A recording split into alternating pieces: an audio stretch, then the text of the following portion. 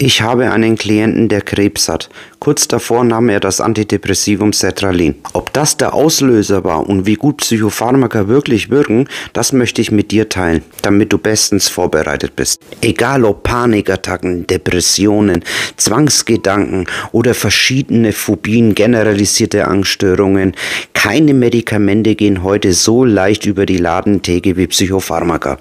Früher hat man diese Medikamente verschrieben, wenn es einen richtig schlecht geht. Ich möchte dir dein Leid nicht absprechen. Nur ist es immer gleich sofort der richtige Weg, Psychopharmaka zu nehmen, wenn man bestimmte Verstimmungen hat oder Ängste oder Sorgen. Die neuesten Studien zeigen darauf hin, dass es eben nicht so ist, dass es bei leichtgradigen Verstimmungen oder gerade wenn gerade eine Krise vorhanden ist etc. gleich Psychopharmaka zu nehmen. Oft wirken sie da auch gar nicht. Aber ich habe so ein bisschen so die Vermutung, dass wir dazu eine größere Toleranz bekommen haben, ne? Also, dass man sagt, mir geht's nicht gut, ich habe vielleicht Liebeskummer, habe ich auch schon alles erlebt, ich nehme jetzt Psychopharmaka, damit es mir schnell wieder gut geht. Ich weiß nicht, wie ist deine Meinung dazu? Schreib es mir einmal in die Kommentare hinein. Ich kann sehr gut verstehen, dass viele Menschen Probleme haben wie Ängste, Phobien, Zwänge und Depressionen und sagen, ich mache ja schon alles Mögliche. Ich übe Achtsamkeit. Ich mache vielleicht auch eine kognitive Verhaltenstherapie oder habe mir einen Coach gesucht. Aber irgendwie kriege ich das nicht so hin, dass ich so werde, wie ich früher war. Ich höre diesen Satz sehr oft.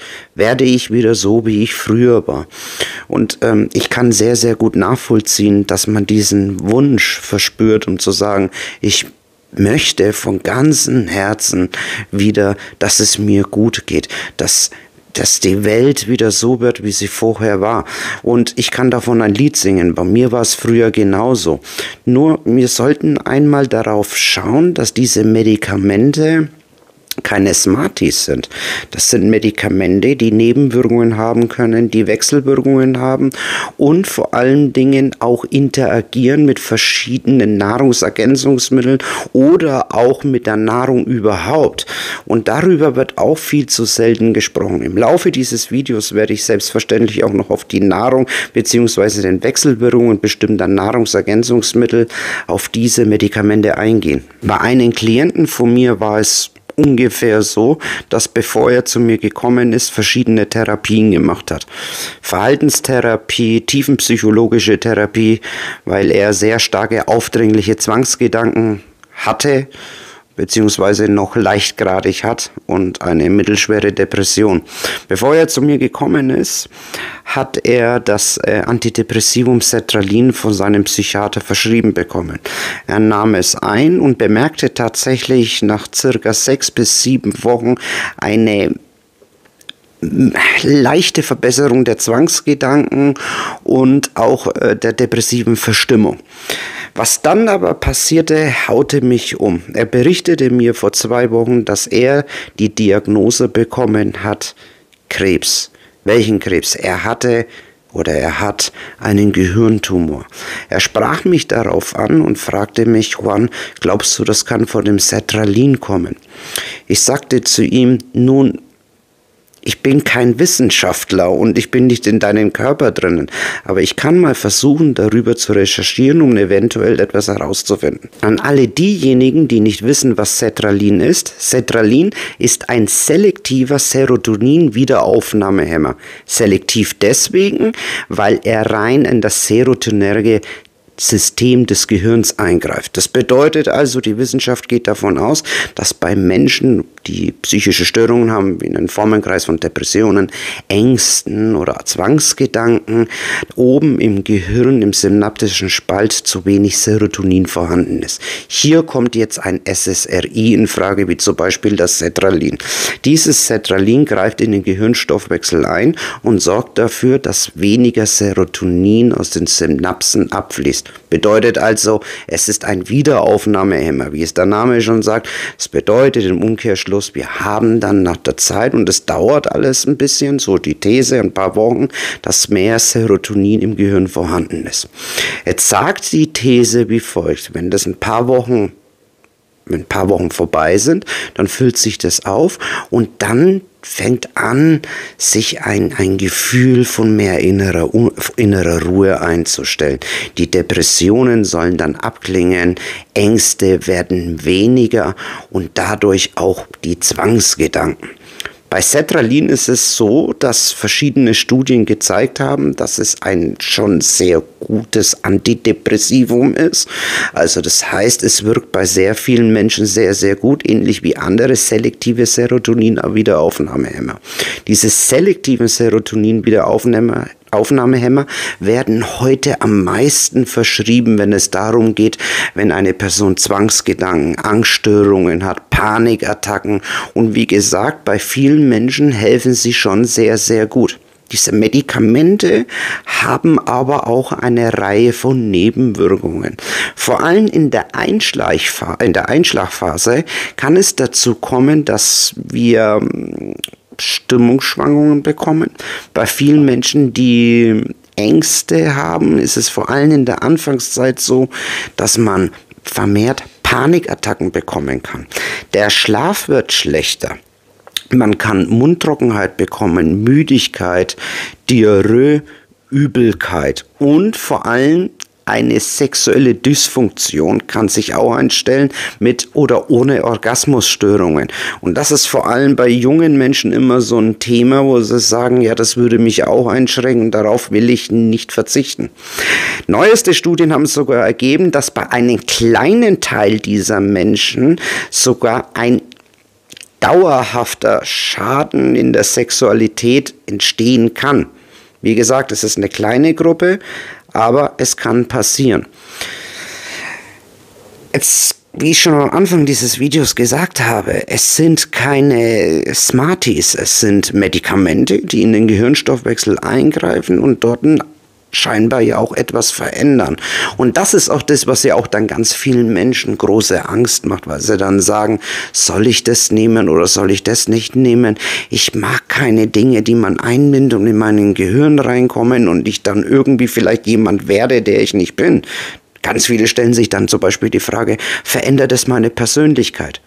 Dazu kann ich sagen, dass ich selber schon Antidepressiva genommen habe, wie zum Beispiel das Escitalopram, das verlinke ich dir oben einmal auf die Knie, wenn es dich näher interessiert, dass diese Medikamente die Persönlichkeit, Gott sei Dank, nicht verändern. Es ist sogar eigentlich eher das Gegenteil der Fall, dass wenn wir eine Depression haben, dass viele Menschen sagen, ich erkenne dich nicht mehr wieder, du bist anders, du warst ja vorher so lebensfroh und so lustig und das bist du nicht mehr.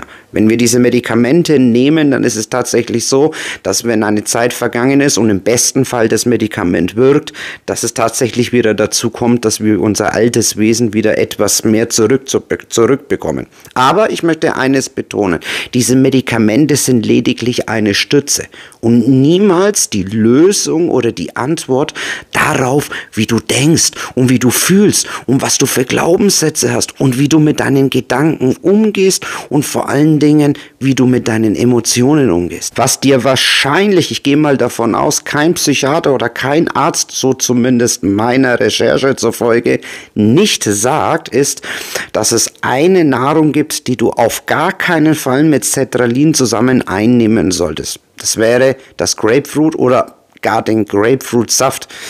Eine Studie hier von der Gelbe Liste kann es nachweisen, man hat bei 8 japanischen jungen Menschen Sertralin gegeben und hat ihnen zusätzlich Grapefruitsaft gegeben. Natürlich Gott sei Dank nur über einen Tag, hat ihnen dann anschließend Blut abgenommen und im Serum konnte festgestellt werden, dass das Sertralin um das Doppelte angestiegen ist. Das bedeutet, im Blutserum hatten wir dann praktisch 200% von dem, was wir eigentlich brauchen.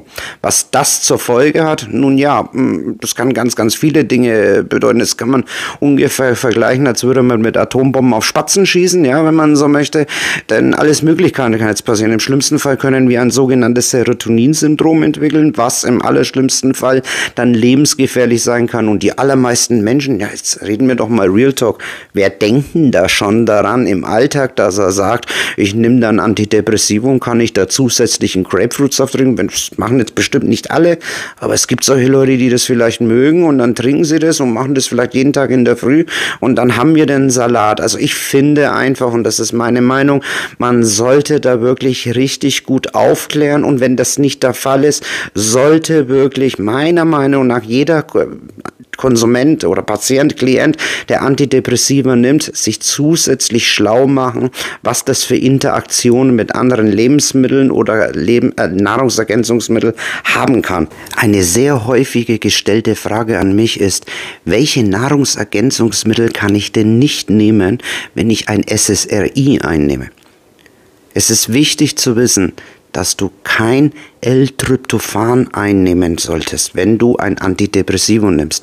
Bitte auch kein Johanniskraut einnehmen und kein 5-HTP. Diese Nahrungsergänzungsmittel erhöhen auch das Serotonin. Wenn du zusätzlich jetzt ein SSRI einnimmst, kann es auch zu einer Wirkverstärkung kommen, die wir unbedingt vermeiden wollen. Also bitte unterlass das. Eine andere sehr, sehr häufige Frage, die mir gestellt wird, ist: Juan, warum ist das eigentlich so, wenn ich ein SSRI zum Beispiel nehme, dass es dann tatsächlich positive Erfolge auf meine Gedanken, auf meine Zwangsgedanken hat? Nun, ich möchte dir das einmal erklären. Versuch dir das mal so vorzustellen. Zwangsgedanken bleiben am Ende ja auch Gedanken. Das heißt, in jedem Coaching, ein vernünftiger Coach wird dir versuchen, mit verschiedenen Techniken und Übungen beizubringen, Zwangsgedanken wieder zu Gedanken werden zu lassen, obwohl sie es vorher schon sind. Denn diese Gedanken verursachen ja so viel Leid aufgrund deiner Grundannahmen, deiner Glaubenssätze, die du über diese Gedanken hast. Das heißt also, wenn du denkst, wenn ich diesen oder jenen Gedanken habe und der mir Angst macht auf einer emotionalen Beweisführung, so wie es schon der berühmte Psychologe Aaron T. Beck gesagt hat, gehst du dann darauf ein, dass ich dieses Gefühl habe. Und wenn ich dieses Gefühl habe, dann muss ja eine Wahrheit darin in sich, in meiner Subjektivität bestehen, dass diese oder jener Gedanke für mich oder für andere, je nach Glaubenssatz, eine Gefahr darstellt. Jetzt nimmst du ein SSRI ein.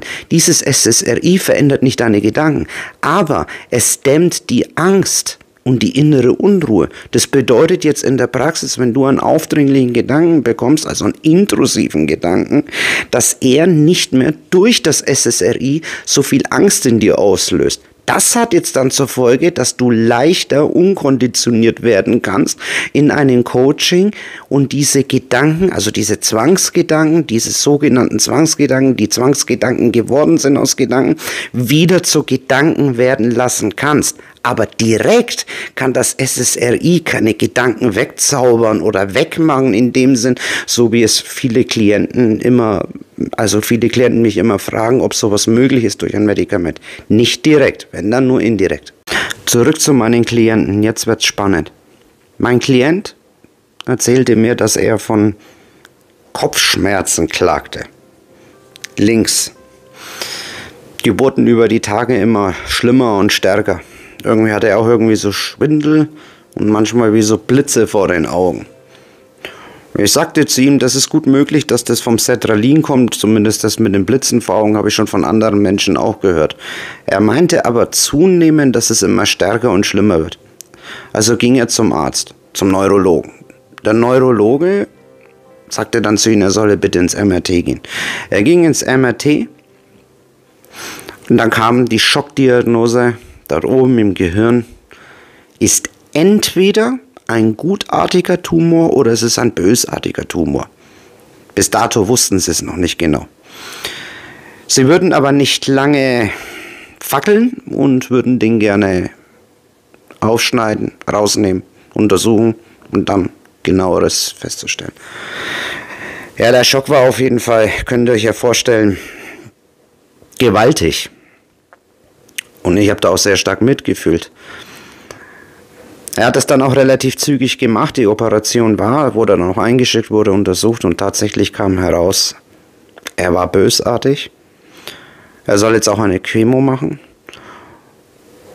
um eine Metastasierung auszuschließen. Jetzt wird's spannend. War das Sertralin? Ich habe mich auf die Suche gemacht und habe recherchiert. Und siehe da, ich habe tatsächlich Artikel dazu gefunden. Ich blende mal alles hier ein.